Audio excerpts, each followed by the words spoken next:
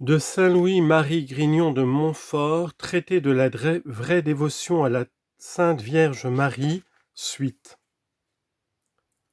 Deuxièmement, la dévotion à la très Sainte Vierge est nécessaire. On doit conclure évidemment de ce que je viens de dire. Premièrement, que Marie a reçu de Dieu une grande domination dans les âmes des élus, car elle ne peut pas faire en eux sa résidence comme Dieu le Père lui a ordonné, les former, les nourrir et les enfanter à la vie éternelle comme une mère, les avoir pour son héritage et sa portion, les former en Jésus-Christ et Jésus-Christ en eux, jeter dans leur cœur les racines de ses vertus et être la compagne indissoluble du Saint-Esprit pour tous ses ouvrages de grâce, elle ne peut pas, dis-je, faire toutes ces choses qu'elle n'ait droit et domination dans leurs âmes par une grâce singulière du Très-Haut, qui lui ayant donné puissance sur son Fils unique et naturel, la lui a aussi donnée sur ses enfants adoptifs, non seulement quant au corps, ce qui serait peu de chose, mais aussi quant à l'âme. Marie est la reine du ciel et de la terre par grâce, comme Jésus en est le roi par nature et par conquête. Or, comme le royaume de Jésus-Christ consiste principalement dans le cœur, ou l'intérieur de l'homme, selon cette parole, le royaume de Dieu est au-dedans de nous, Luc 17, 21. De même, le royaume de la très sainte Vierge est principalement dans l'intérieur de l'homme, c'est-à-dire son âme, et c'est principalement dans les âmes qu'elle est plus glorifiée avec son Fils que dans toutes les créatures visibles, et nous pouvons l'appeler avec les saints la reine des cœurs. Secondement, il faut conclure que la très sainte Vierge étant nécessaire à Dieu d'une nécessité qu'on appelle hypothétique en conséquence de sa volonté, elle est bien plus nécessaire aux hommes pour arriver à leur dernière fin. Il ne faut donc pas mêler la dévotion à la très sainte Vierge avec les dévotions aux autres saints, comme si elles n'étaient pas plus nécessaires et que de surérogation.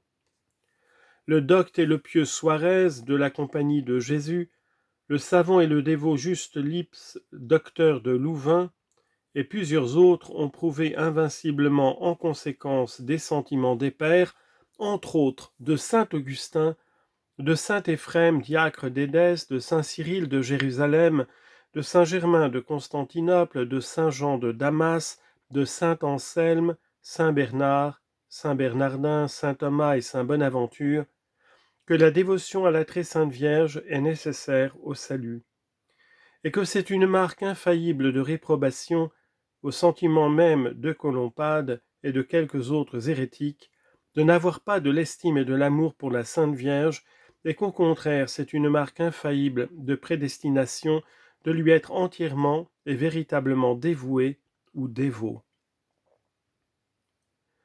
Les figures et les paroles de l'Ancien et du Nouveau Testament le prouvent.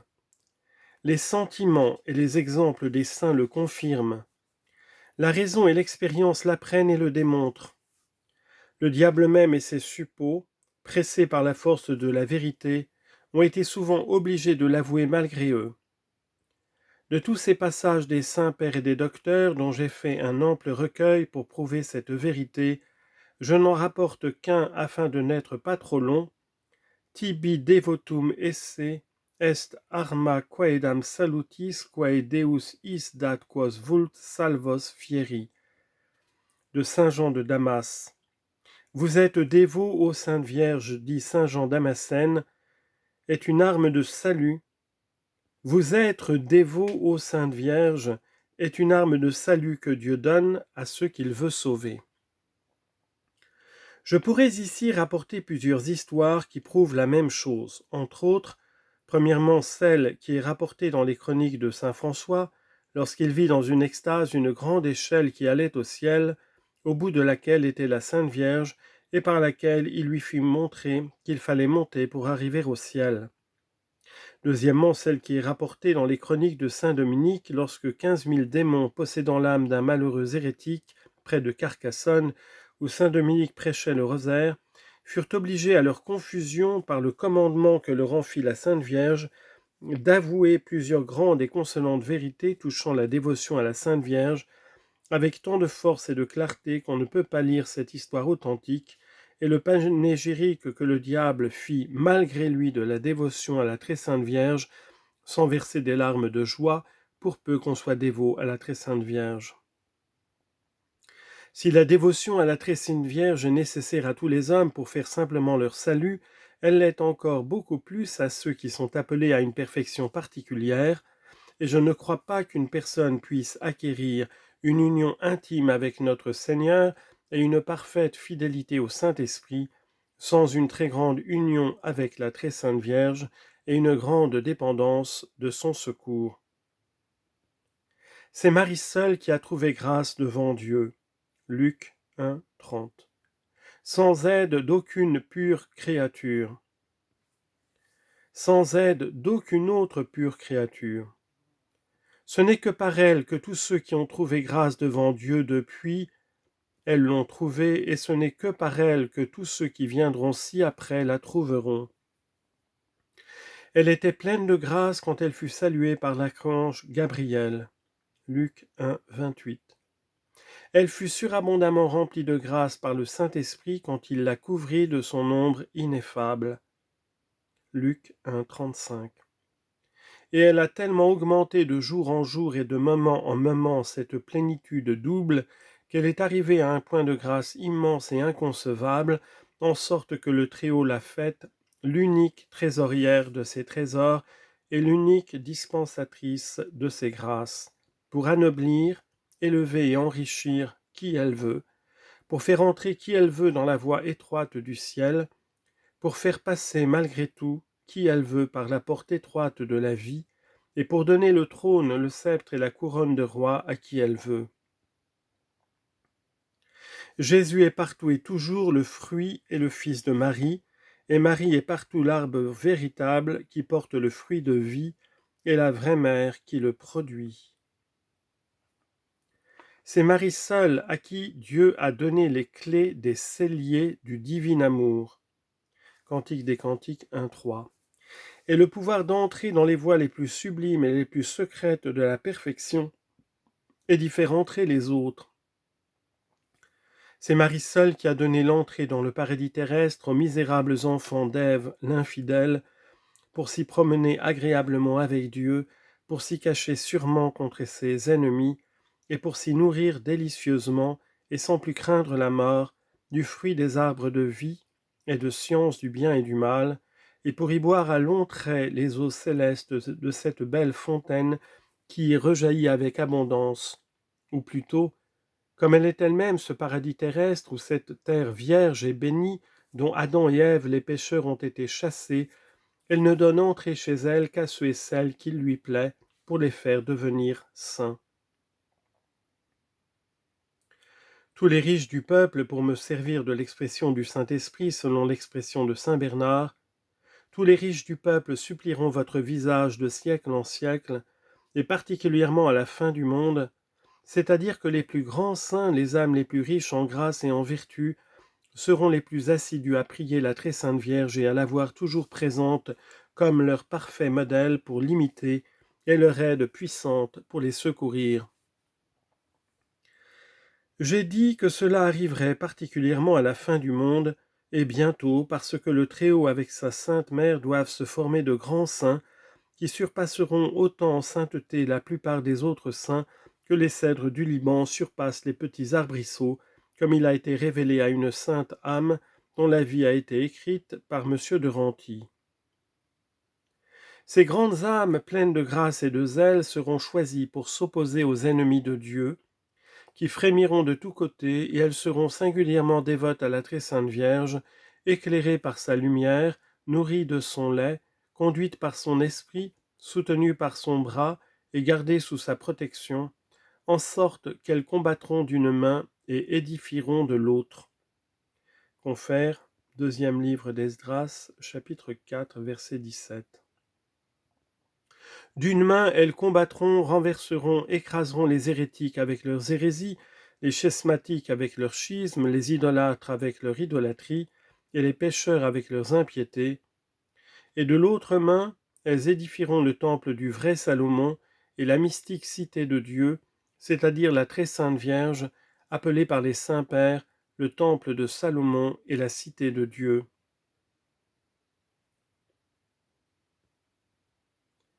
Ils porteront tout le monde par leurs paroles et leurs exemples à sa véritable dévotion, ce qui leur attirera beaucoup d'ennemis, mais aussi beaucoup de victoires et de gloire pour Dieu seul. C'est ce que Dieu a révélé à saint Vincent Ferrier, grand apôtre de son siècle, comme il a suffisamment marqué dans un de ses ouvrages.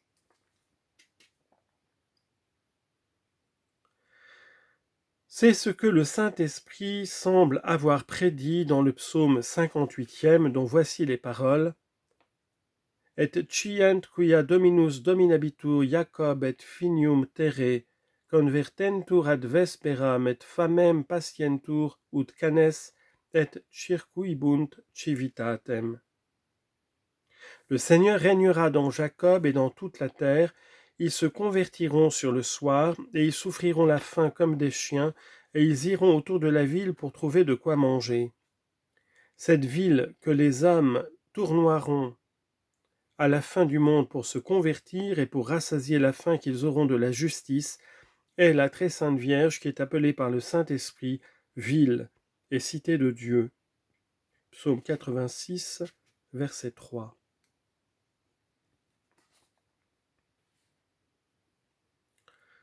Grand B. Nécessité de la dévotion à Marie, particulièrement dans les derniers temps. C'est par Marie que le salut du monde a commencé et c'est par Marie qu'il doit être consommé. Marie n'a presque point paru dans le premier avènement de Jésus-Christ. Afin que les hommes encore peu instruits et éclairés sur la personne de son Fils ne s'éloignassent de la vérité en s'attachant trop fortement et trop grossièrement à elle, ce qui apparemment serait arrivé si elle avait été connue, à cause des charmes admirables que le Très-Haut avait mis même en son extérieur. Ce qui est si vrai que saint Denis l'Aréopagite nous a laissé par écrit que, quand il la vit, il l'aurait prise pour une divinité à cause de ses charmes secrets et de sa beauté incomparable, si la foi dans laquelle il était bien confirmé ne lui avait appris le contraire. Mais, dans le second avènement de Jésus-Christ, Marie doit être connue et révélée par le Saint-Esprit, afin de faire par elle connaître, aimer et servir Jésus-Christ. Les raisons qui ont porté le Saint-Esprit à cacher son épouse pendant sa vie et à ne la révéler que bien peu depuis la prédication de l'Évangile ne subsistent plus. Premièrement, Dieu veut révéler et découvrir Marie dans les derniers temps. Dieu veut donc révéler et découvrir Marie, le chef-d'œuvre de ses mains, dans ces derniers temps, parce qu'elle s'est cachée dans ce monde et s'est mise plus bas que la poussière par sa profonde humilité, ayant obtenu de Dieu, de ses apôtres et évangélistes, qu'elle ne fût point manifestée. Parce qu'étant le chef-d'œuvre des mains de Dieu, aussi bien ici-bas par la grâce que dans le ciel par la gloire, il veut en être glorifié, loué sur la terre par les vivants. Comme elle est l'aurore qui précède et découvre le soleil de justice qui est Jésus-Christ, elle doit être connue et aperçue afin que Jésus-Christ le soit. Étant la voie par laquelle Jésus-Christ est venu à nous la première fois, elle le sera encore lorsqu'il viendra la seconde, quoique non pas de la même manière. Étant le moyen sûr et la voie droite et immaculée pour aller à Jésus-Christ et le trouver parfaitement, c'est par elle que les saintes âmes qui doivent éclater en sainteté doivent le trouver. Celui qui trouvera Marie trouvera la vie. Confère Proverbe 8, 35. C'est-à-dire Jésus-Christ qui est la voie, la vérité et la vie. Jean 14, 6. Mais on ne peut trouver Marie qu'on ne la cherche. On ne peut la chercher qu'on ne la connaisse, car on ne cherche ni on ne désire un objet inconnu. Il faut donc que Marie soit plus connue que jamais, à la plus grande connaissance et gloire de la très sainte Trinité. Marie doit éclater plus que jamais en miséricorde, en force et en grâce dans ces derniers temps. En miséricorde pour ramener, recevoir amoureusement les pauvres pécheurs et dévoyés qui se convertiront et reviendront à l'Église catholique. En force contre les ennemis de Dieu, les idolâtres schismatiques, mahométans, juifs et impies endurcis, qui se révolteront terriblement pour séduire et faire tomber par promesses et menaces tous ceux qui leur seront contraires. Et enfin, elle doit éclater en grâce pour animer et soutenir les vaillants soldats et fidèles serviteurs de Jésus-Christ qui combattront pour ses intérêts. Enfin, Marie doit être terrible au diable et à ses suppôts, comme une armée rangée en bataille. Cantique des Cantiques 6, 3. Principalement dans ces derniers temps, parce que le diable, sachant bien qu'il a peu de temps, confère Apocalypse 12, 12, et beaucoup moins que jamais pour perdre les âmes, il redouble tous les jours ses efforts et ses combats. Il suscitera bientôt de cruelles persécutions et mettra de terribles embûches aux serviteurs fidèles et aux vrais enfants de Marie, qu'il a plus de peine à surmonter que les autres. C'est principalement de ces dernières et cruelles persécutions du diable qui augmenteront tous les jours jusqu'au règne de l'Antéchrist qu'on doit entendre cette première et célèbre prédiction et malédiction de Dieu portée dans le paradis terrestre contre le serpent. Il est à propos de l'expliquer ici pour la gloire de la très sainte Vierge, le salut de ses enfants et la confusion du diable. Inimicitias ponam interte et mulierem et semen ilius, ipsa conteret caputum et tu insidiaberis calcaneo eius. Genèse 3,15. Je mettrai des inimitiés entre toi et la femme, et ta race et la sienne, elle-même t'écrasera la tête, et tu mettras des embûches à son talon. Jamais Dieu n'a fait et formé qu'une inimitié, mais irréconciliable, qui durera et augmentera même jusqu'à la fin.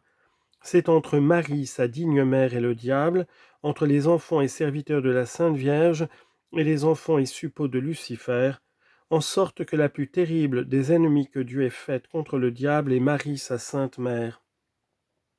Il lui a même donné, dès le paradis terrestre, quoiqu'elle ne fût encore que dans son idée, tant de haine contre ce maudit ennemi de Dieu, tant d'industrie pour découvrir la malice de cet ancien serpent, tant de force pour vaincre, terrasser, écraser cet orgueilleux impie, qu'il l'appréhende plus non seulement que tous les anges et les hommes, mais en un sens que Dieu même. Ce n'est pas que l'ire, la haine et la puissance de Dieu ne soient infiniment plus grandes que celles de la Sainte Vierge, puisque les perfections de Marie sont limitées. Et c'est premièrement parce que Satan étant orgueilleux, souffre infiniment plus d'être vaincu et puni par une petite et humble servante de Dieu, et son humilité l'humilie plus que le pouvoir divin. Secondement, parce que Dieu a donné à Marie un si grand pouvoir contre les diables, qu'ils craignent plus, comme ils ont été souvent obligés d'avouer malgré eux par la bouche des possédés, un seul de ces soupirs pour quelque âme, que les prières de tous les saints, et une seule de ces menaces contre eux que tous leurs autres tourments. Ce que Lucifer a perdu par orgueil, Marie l'a gagné par humilité. Ce qu'Ève a damné et perdu par désobéissance, Marie l'a sauvé par obéissance. Ève, en obéissant au serpent, a perdu tous ses enfants avec elle, et les lui a livrés. Marie, s'étant rendue parfaitement fidèle à Dieu, a sauvé tous ses enfants et serviteurs avec elle, et elle les a consacrés à sa majesté. Non seulement Dieu a mis une inimitié, mais des inimitiés, non seulement entre Marie et le démon, mais entre la race de la Sainte Vierge et la race des démons, c'est-à-dire que Dieu a mis des inimitiés, des antipathies et haines secrètes entre les vrais enfants et serviteurs de la Sainte Vierge et les enfants et esclaves du diable. Ils ne s'aiment point mutuellement, ils n'ont point de correspondance intérieure les uns avec les autres. Les enfants de Bélial, les esclaves de Satan, les amis du monde, car c'est la même chose, ont toujours persécuté jusqu'ici et persécuteront plus que jamais ceux et celles qui appartiennent à la très sainte Vierge, comme autrefois Caïn persécuta son frère Abel, confère Genèse 4, 8, et Ésaü son frère Jacob, qui sont les figures des réprouvés et des prédestinés. Mais l'humble Marie aura toujours la victoire sur cet orgueilleux et si grande qu'elle ira jusqu'à lui écraser la tête où réside son orgueil. Elle découvrira toujours sa malice de serpent Elle éventera ses mines infernales, elle dissipera ses conseils diaboliques et garantira jusqu'à la fin des temps ses fidèles serviteurs de sa patte cruelle. Et le pouvoir de Marie sur tous les diables éclatera particulièrement dans les derniers temps où Satan mettra des embûches à son talon, c'est-à-dire à ses humbles esclaves et à ses pauvres enfants qu'elle suscitera pour lui faire la guerre.